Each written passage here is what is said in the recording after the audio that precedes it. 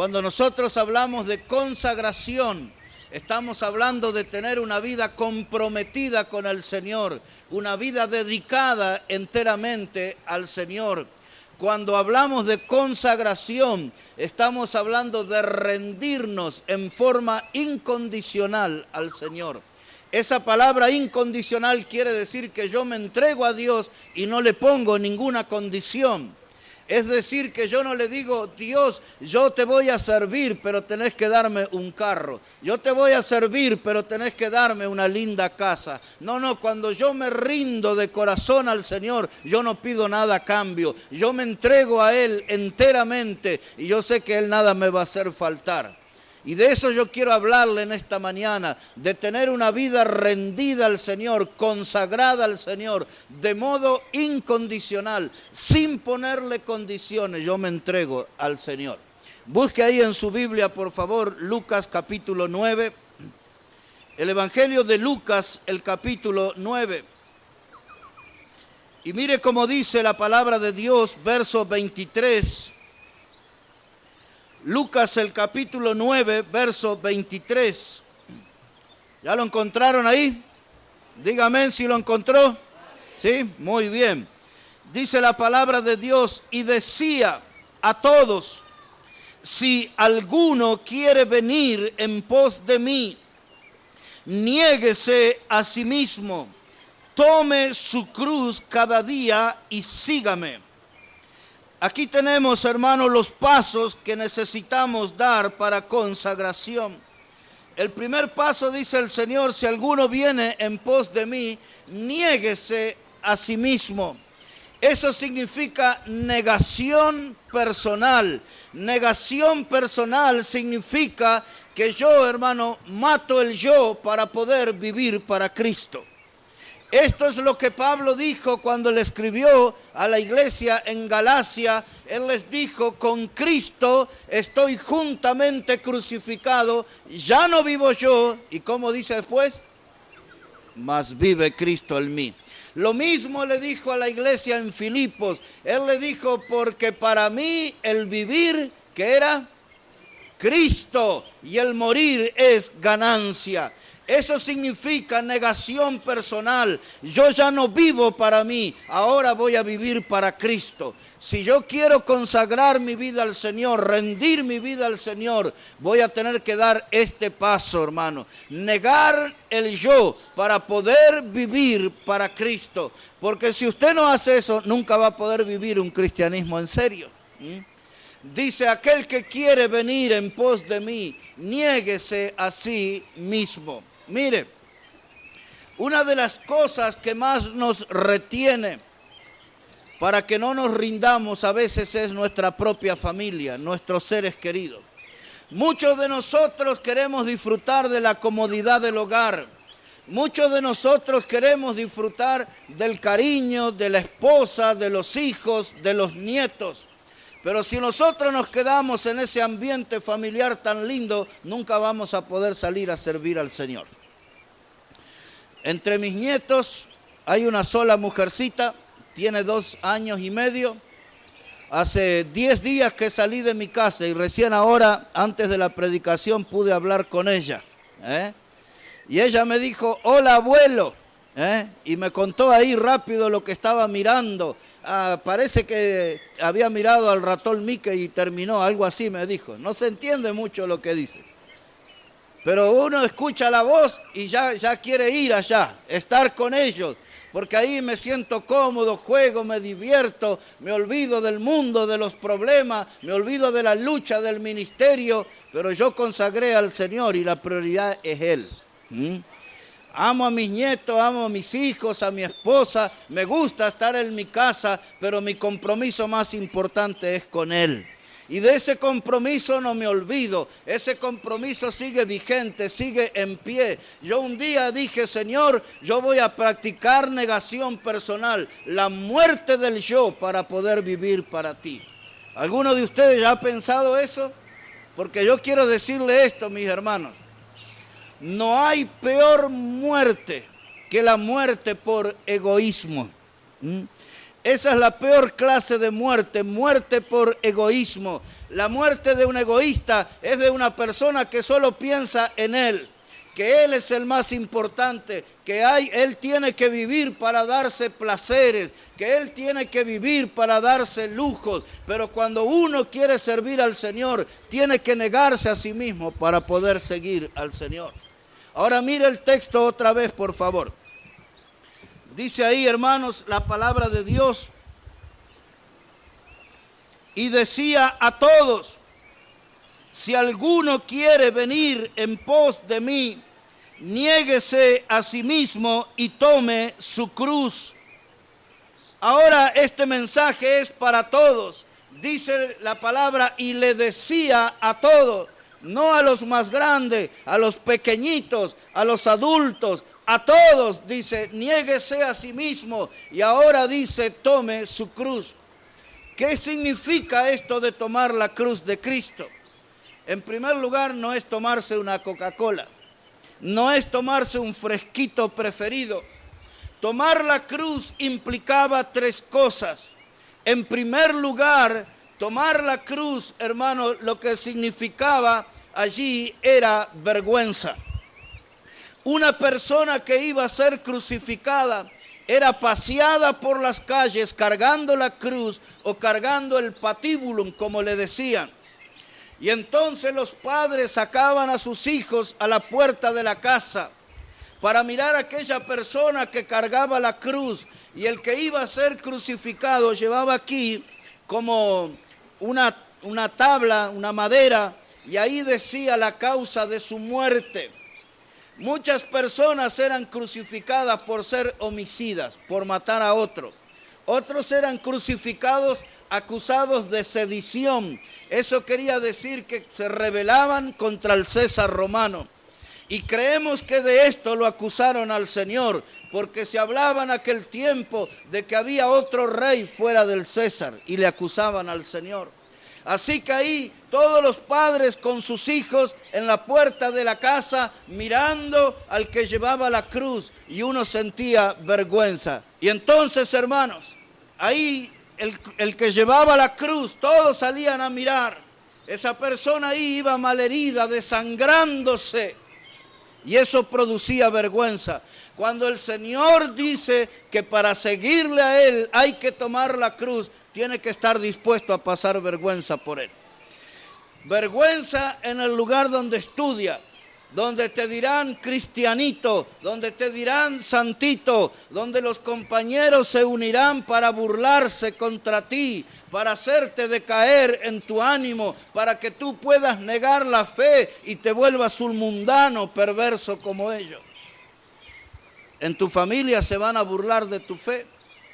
Si tú eres el único que viene a la iglesia, la única persona que viene a la iglesia, seguramente que los tíos, seguramente que el cuñado, seguramente que un primo o un hermano se burlará de ti.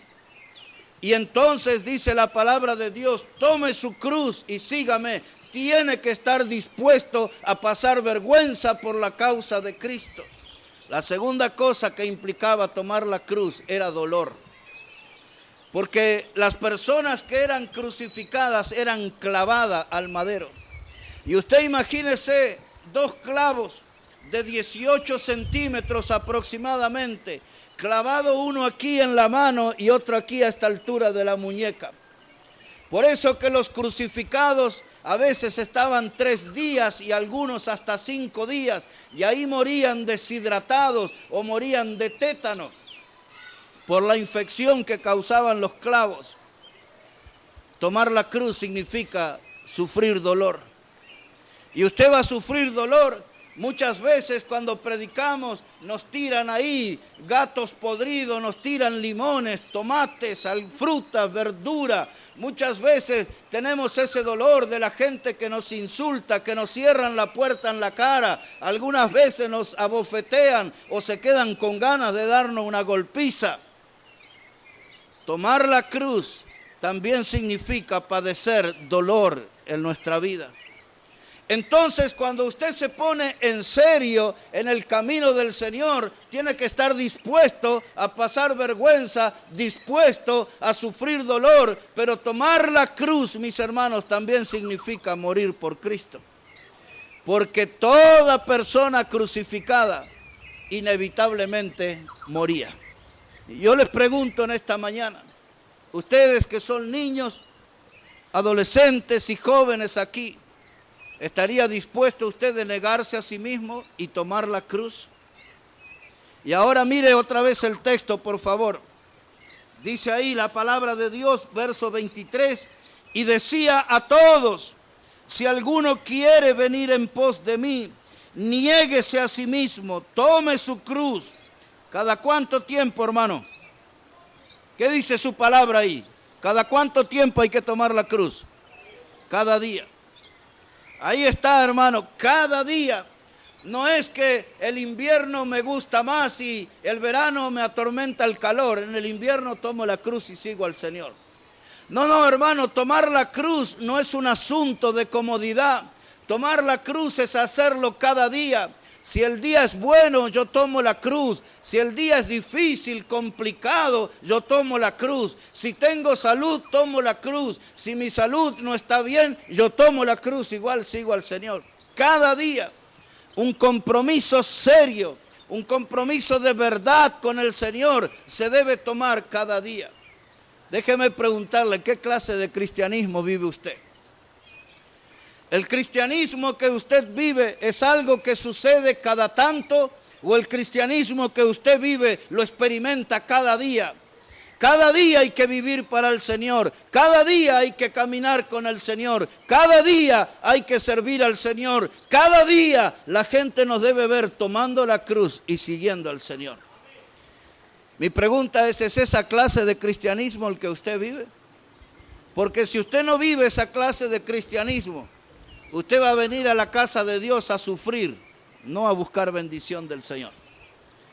Porque a usted le van a predicar la verdad, le van a predicar de la responsabilidad que tenemos de seguir al Señor. Pero usted dice que es cristiano, pero se comporta como mundano. Usted dice que es espiritual, pero su conducta es la de un carnal. Usted dice que está siguiendo al Señor, pero cuando lo miramos, está siguiendo al diablo.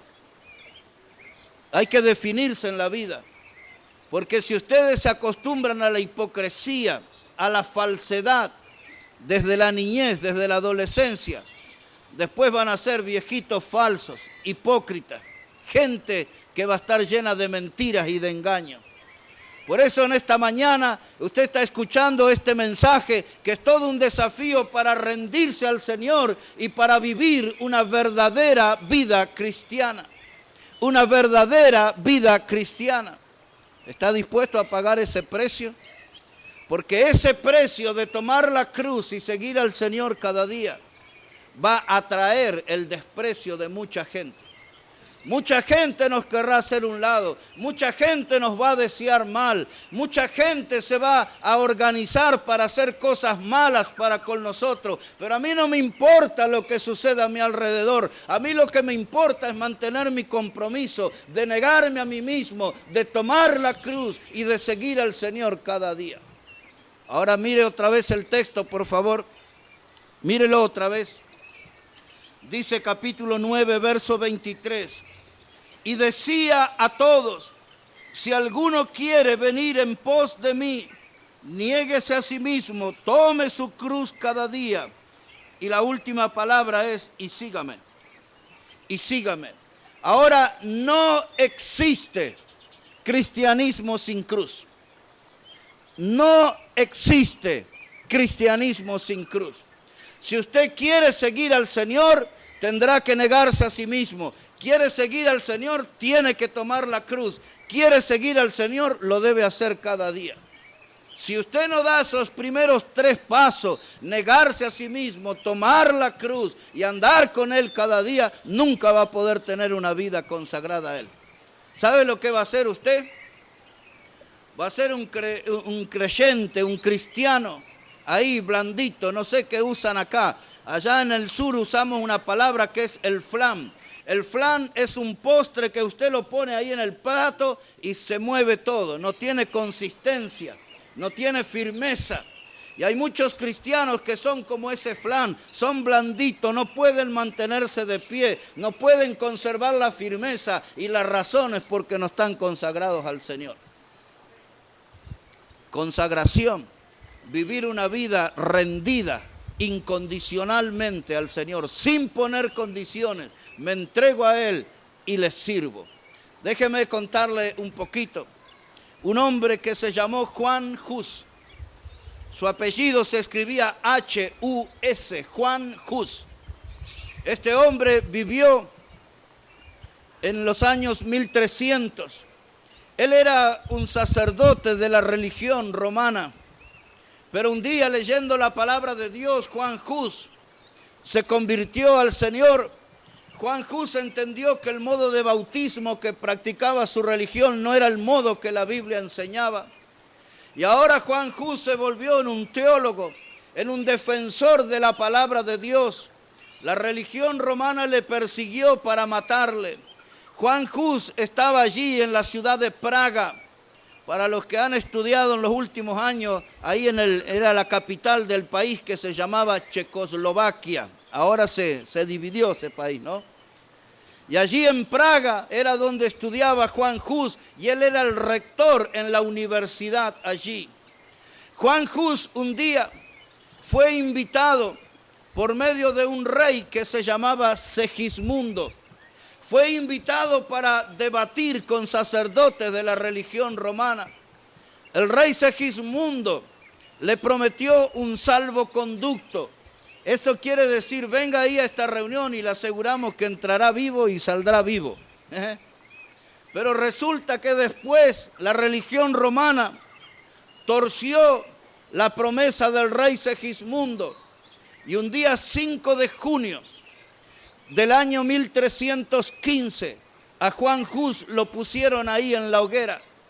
Le dieron la posibilidad de que él negara su fe para salvar su vida. Pero allí, hermanos, lo prendieron fuego en la hoguera o en la estaca, como le decían en aquel tiempo. Pero aquella llama, hermanos, que salió allí de ese testimonio, esa llama iluminó muchas generaciones. Y aún la llama de esa vida consagrada de Juan Hus iluminó mi propia vida. El ejemplo de ese hombre, la convicción de ese hombre, que no solamente caminó con Cristo, que no solamente vivió para Cristo, sino que también murió por la causa de Cristo. Él se levanta ya en el fondo de la historia como un testimonio que nos ilumina, que nos da un ejemplo del cual nosotros deberíamos seguir. Vivir para Cristo y si fuera necesario, morir por el Señor. Ahora, si usted habla de eso, la gente le va a decir, este es un fanático religioso. Pero no se trata de eso, se trata de obediencia al Señor y de tener convicciones y de querer vivir para Dios sin hipocresía alguna. Mire, muchos hombres dieron su vida. Había un hombre que se llamó Miguel Sattler. Miguel Sattler vivió por los años 1500. En las iglesias bautistas nosotros tenemos los estatutos y tenemos nuestra constitución o declaración de fe. Ese hombre, Miguel Sattler, fue el primero, el que creó ese sistema que nos iba a ayudar para tener una iglesia organizada. Miguel Sattler fue puesto en la cárcel por predicar la palabra de Dios. Y una y otra vez le pusieron en la cárcel y le amenazaron con dejarlo encerrado por siempre si seguía predicando la palabra de Dios. Miguel predicó la palabra de Dios y un día vinieron a la cárcel y le cortaron la lengua para que no predicara más la palabra de Dios. Pero Miguel se las ingeniaba para seguir anunciando el mensaje de Jesucristo. Y un día vinieron ahí a la cárcel con unos hierros calientes así, al rojo vivo, y se lo pusieron en sus ojos y le quemaron los ojos. Luego de un tiempo Miguel Sattler murió ahí en la cárcel. Le cortaron su lengua, le quemaron sus ojos, pero ese hombre entró al cielo con gozo por haber servido al Señor hasta el final. Yo solamente le estoy hablando de gente que vivió un cristianismo en serio, de gente que estaba comprometida con el Señor, que no se consagró al Señor para obtener beneficios de Dios, bendición de Dios, sino que se consagró al Señor para darle toda la honra y toda la gloria al Señor. tomar la cruz, seguir al Señor. Y de eso estamos hablando en esta mañana. ¿Cómo es su vida? A los más pequeños, ¿cómo se ven más adelante cuando sean jóvenes, cuando sean mayores? ¿Se ven caminando con el Señor? ¿Se ven tomando la cruz y siguiendo al Señor? ¿O se imaginan ahí en un boliche bailable, borrachos, estando vomitando en la puerta de un lugar de mala vida? ¿Dónde se imagina usted? Porque si usted no tiene un paso hacia el Señor de consagración, el riesgo de que el mundo lo absorba, ahí está. Y cuando usted cae en las garras del mundo, usted cae en las miserias más grandes de los seres humanos. Muchos están asqueados del pecado, muchos están atrapados ahí en las miserias, porque no han querido rendir su vida al Señor. ¿Está pensando en lo que estamos hablando en esta mañana? ¿Realmente le importa esto a usted? Porque cuando yo tenía la edad de alguno de ustedes, 17 años, yo escuché la palabra de Dios y tomé un compromiso con el Señor. Y cuando llegué a mis 18 años, pude consagrar mi vida al Señor para vivir para siempre para Él. Pasaron más de 30 años y aquí estamos caminando con el Señor, viviendo para el Señor, tomando la cruz, siguiendo al Señor, porque quiero decirles en esta mañana que vale la pena servir al Señor. Quiero que busque ahí en la palabra de Dios ahora, primera carta a los Corintios, capítulo 9. Primera carta a los Corintios, el capítulo 9.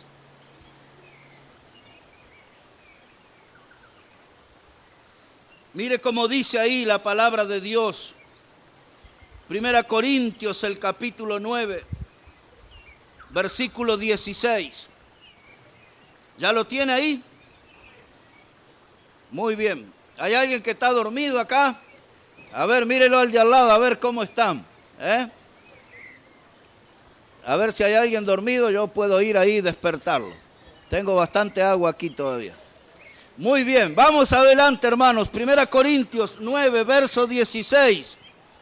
Mire cómo dice ahí la palabra de Dios. Pues si anuncio el evangelio, no tengo por qué gloriarme, porque me es impuesta necesidad, y ay de mí si no anunciare el evangelio. Ahora mire, el apóstol Pablo está hablando de que es importante tener una vida consagrada para poder predicar el evangelio con autoridad. Dice él que si predicare el evangelio, dice, me es impuesta necesidad. La pregunta es, ¿qué es una necesidad? ¿Qué es una necesidad? Ahora en unos pocos minutos usted ya va a tener una necesidad, ¿no? ¿Cuál es? ¿Cuál es la necesidad que va a aparecer en unos minutos? Hambre, El cuerpo le reclama, el cuerpo le dice, no te olvides, tengo necesidad. ¿Necesidad de qué? De un gallo pinto, de lo que sea, tengo necesidad, no te olvides de mí. Termina la predicación, cubre mi necesidad, dice la pancita. ¿Usted tiene de esas panzas que habla? Porque mi pancita me habla y bastante seguido, tengo necesidad, tengo necesidad. Cuando llega la hora, hermanos, de la comida, nosotros tenemos necesidad y nos damos cuenta.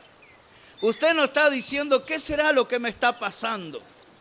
Hay algo ahí en mi estómago, pero no entiendo el mensaje. Bueno, el mensaje que le está dando su estómago es, tengo hambre, necesito comer algo. Dice Pablo, a mí me es impuesta una necesidad. ¿Cuál era la necesidad de él? Predicar el evangelio. Si pasaba un día de su vida y él no predicaba el evangelio, tenía ya una enorme necesidad. Cada día él necesitaba predicar. Cuando usted está ahí debajo del agua, se pone ahí debajo del agua y después de unos momentos, ¿qué es lo que necesita hacer? Se fue ahí al río. ¿Cómo se llama ahí? El malecón, ¿es donde está el agua? ¿Cómo se llama ese lugar? Donde hay agua y usted ahí se mete abajo del agua y después de unos momentos, ¿qué necesita? salir, hay que respirar. Su cuerpo tiene una necesidad, es una necesidad de oxígeno. Usted no puede permanecer mucho tiempo debajo del agua, hay una necesidad. Pero mire, cómo nosotros sabemos entender cuando nuestro cuerpo tiene necesidad de comer, o tiene necesidad de respirar, o tiene necesidad de beber agua porque estamos cansados, pero no podemos darnos cuenta que tenemos necesidad de predicar el Evangelio. Dice Pablo, me es impuesta necesidad. Y ahora él dice, ay de mí si no predico el Evangelio. ¿Cuándo dice usted ay? Se agarra ahí un martillo como estaba el vecino recién ahí clavando, tac, y se pega en el dedo un golpe. ¿Qué dice? ¡Ay! Es una expresión de dolor. Y esto es lo que Pablo nos quiere decir. ¡Ay de mí! Voy a sufrir, voy a tener un dolor en mi vida si yo no predico el Evangelio. Ahora nosotros pasamos días, semanas, andamos con nuestros cuadernos, con nuestras lapiceras, vamos a estudiar, nos reímos con los compañeros en la puerta de la escuela, del colegio, pero no le predicamos el Evangelio. No lo invitamos a venir a la iglesia, no le decimos que tenemos conferencia, no decimos nada y parece que no tenemos ningún dolor porque estamos dormidos. Pero la persona que está consagrada al Señor es una persona que le gusta predicar, anunciar las buenas nuevas de Cristo. Y cuando no puedo hablar con otro del Señor, sentimos un dolor. ¡Ay de mí si no predico el Evangelio! Mire, el 11 de septiembre del año 2001, en los Estados Unidos, vinieron ahí los aviones y derrumbaron las torres en Nueva York. ¿Cuántos saben eso? A ver, levante la mano, ¿quién sabe eso? Unos cuantos. Según el gobierno de los Estados Unidos, murieron como 3.000 personas en el atentado. Nosotros que somos más grandes, sabemos que fueron más de 10.000. Ahí estaban, sepultados en esas torres enormes, hermano. Se vinieron abajo cuando los aviones se estrellaron. Pero en el piso 101 de una de esas dos torres había un hombre del cual todos se burlaban de él. Era un hombre consagrado al Señor. Y este hombre era conocido como el predicador. Él trabajaba ahí en una empresa y todo el mundo ahí le llamaba, predicador, predicador. Era una forma de burlarse, era una forma de hacerlo sentir incómodo, de hacerlo pasar vergüenza, todo. El predicador, el predicador, el predicador.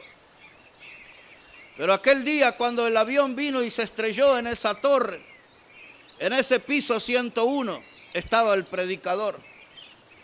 Cuando el predicador vio que ese avión se estrelló bastante más arriba del piso 101, él supo rápidamente que ese edificio se iba a derrumbar y que todos iban a morir. Así que el predicador se subió ahí en una mesa donde había una cantidad de papeles que valían millones de dólares de esa empresa. Y ahí se paró el predicador y comenzó a decirle a la gente que Dios los amaba y que Jesucristo podía salvarlos y salvarlos eternamente. Otros de los que estaban ahí en la oficina entendieron lo mismo que el predicador, que esa torre se iba a derrumbar y que todos iban a morir. Y entonces, un hombre que estaba hablando por teléfono con su esposa, el hombre le estaba contando a su esposa que el avión se había estrellado y el hombre sabía que iban a morir. Y ahí se podía sentir la grabación de esa conversación del hombre ahí despidiéndose de su esposa, diciéndole que la amaba. Y de pronto la esposa le hace una pregunta: ¿y qué es todo ese griterío que se escucha? Y este hombre le dice a su esposa: es el predicador. El predicador que se subió ahí a la mesa, el predicador que está hablando del amor de Dios. Y de pronto hay un silencio ahí en el teléfono. Y se vuelve a escuchar la voz del hombre, que palabras más, palabras menos, dijo: yo te recibo ahora, Jesús, como mi Salvador. Y momentos después, la torre se desplomó con los miles y miles y miles de muertos que hubo. De esa torre, mis hermanos, solamente un cuerpo fue reconocido. Un solo cuerpo entre miles fue reconocido. Ya se imaginan cuál fue, ¿no? El cuerpo del predicador. Una de las cadenas de televisión más grandes del mundo, la CNN. ¿Quién conoce esa cadena? ¿Han visto eso? La CNN pasó las imágenes del entierro del predicador. Mucha gente fue allí a despedir a este varón de Dios, pero la única persona que se le vio hablar en el entierro fue de su hijo, que tenía como 15 años. Y el hijo del predicador dijo estas palabras junto a la sepultura de su padre. Él dijo: mi papá murió haciendo aquello para lo cual vivió. Mi papá murió haciendo aquello para lo cual vivió, que era predicar el Evangelio. Predicar el Evangelio. Mis hermanos, cuando nosotros tenemos una vida consagrada al Señor, estamos comprometidos con la predicación del Evangelio. La predicación del Evangelio es lo que puede sacar personas que van camino al infierno y ponerlos camino al cielo. La predicación del Evangelio se vuelve tan poderosa que puede sacar personas de la muerte y pasarlo a la vida. Personas que salen del reino de las tinieblas y vienen a la luz del amado Hijo de Dios. Ese es el poder que tiene el Evangelio. Pero ¿por qué no se predica mucho? Porque no hay vidas consagradas. No hay vidas que estén rendidas enteramente al Señor. El predicador del piso 101 es un gran ejemplo. El ejemplo de Miguel Sattler, un hombre que le cortaron su lengua y le quemaron sus ojos, es un gran ejemplo de consagración. El ejemplo de Juan Hus, que fue quemado en la hoguera, es un gran ejemplo de consagración. ¿Y cuándo nos vamos a levantar nosotros como un ejemplo en nuestra generación? Ustedes que son tan jovencitos, que tienen vidas tan tiernas, ustedes pueden ponerse en serio en las cosas del Señor y consagrar su vida al Señor y ser un impacto en esta generación y alcanzar a los que no tienen a Cristo. Con nuestro testimonio podemos nosotros mostrarle a los pecadores perdidos cuánto Dios les ama y cómo quiere salvarles. Consagración. ¿Ha pensado eso usted alguna vez para su vida? Tener una vida consagrada, tener una vida rendida al Señor. Y quiero terminar en esta mañana que leamos juntos segunda carta a los Corintios, el capítulo 12. Y ahí vamos a terminar. Segunda carta a los Corintios, el capítulo 12. Mire cómo dice ahí la palabra de Dios, verso 15.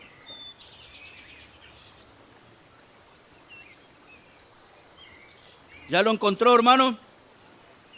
Segunda Corintios, el capítulo 12, verso 15. Dice la palabra de Dios: y yo con el mayor placer gastaré lo mío, y aún yo mismo me gastaré del todo, por amor de vuestras almas, aunque amando más sea amado menos. Dice el apóstol Pablo, dice: con el mayor placer gastaré lo mío. ¿Qué será cuando dice Pablo, gastaré lo mío? Está diciendo, voy a gastar mi vida, van a pasar los años, voy a gastar mi tiempo, voy a gastar mi dinero. Dice, voy a gastar mi vida con placer. Y ahora él dice, aunque amando más sea amado menos. No me importa si la gente me va a criticar, no me importa si la gente me va a atacar, no me importa si la gente me va a difamar. Yo voy a seguir al Señor. Aunque la gente no me ame, yo voy a amarlos más. ¿Es usted esa clase de persona o usted es de los que devuelve mal por mal? Cuando el enemigo nos ataca a nosotros, nosotros tenemos que amar más. Consagración, una vida rendida al Señor, una vida entregada enteramente al Señor. ¿Qué va a hacer usted en esta mañana? Ahora deme su atención porque tengo una preguntita para ustedes. ¿Qué va a hacer usted con su vida? ¿Quiere seguir viviendo así un cristianismo liviano? ¿Piensa que la iglesia es una casa de diversión, de entretenimiento? ¿O usted entiende que la iglesia es un lugar para tomar decisiones verdaderas y duraderas? Y la decisión que usted debería tomar es la de poder entregar su vida al Señor. Entregarse enteramente al Señor, sin poner condiciones. Usted necesita hablar con Dios y decirle: Señor, aquí está mi vida, yo te la entrego. Señor, yo te prometo en esta mañana que voy a tomar tu cruz y voy a seguirte a ti. Todos con los ojos cerrados, nadie mirando, nadie hablando, todos con sus ojos cerrados. Cierre sus ojos, vamos a orar al Señor, vamos a hablar con Dios. Cierre sus ojos allí, vamos a hablar con el Señor, nadie mirando, nadie hablando. Cierre sus ojos, vamos a pensar en lo que hemos escuchado en esta mañana. Hemos hablado de consagración, hemos hablado de rendir nuestra vida al Señor. Y yo quiero ver si en alguno de ustedes, en los niños, en los adolescentes, si usted en esta mañana le dice: Dios, aquí está mi vida, es una vida tierna, es una vida joven, yo quiero servirte a ti. Si su oración en esta mañana es: Señor, yo quiero tomar la cruz y seguirte a ti. Si usted quiere tomar ese compromiso con Dios de tomar la cruz y seguir al Señor, yo voy a pedir que se ponga de pie ahora. Todos los que quieren tomar la cruz y seguir al Señor, póngase de pie ahí donde está.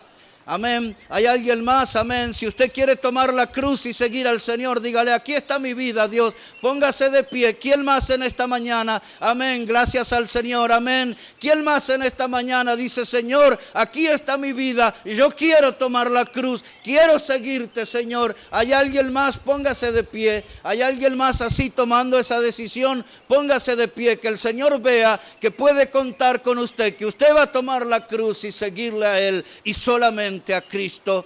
Padre, gracias te damos en esta mañana por tu palabra. Y gracias te damos por estas vidas jóvenes, por los que hoy se han puesto de pie. Son muchos, Señor. Yo pido que tú le des poder de lo alto, que tú le des bendición, que tú le des de coraje santo, para que ellos puedan tomar tu cruz cada día, Señor, y seguirte a ti y servirte a ti. Ayúdales, oh Dios. Dale victoria en medio de las batallas. Dale gozo, Señor, en medio de la adversidad. Y dale de tu bendición. Ellos están de pie diciendo: puedes contar con estas vidas, Señor. Quieren servirte, quieren tomar la cruz cada día. Quieren seguirte a ti, Señor. Dales de tu bendición. Y gracias por todo este tiempo que nos has dado alrededor de tu palabra, Señor. Oramos en el nombre de Jesucristo. Amén y amén. Amén. Que Dios bendiga su palabra.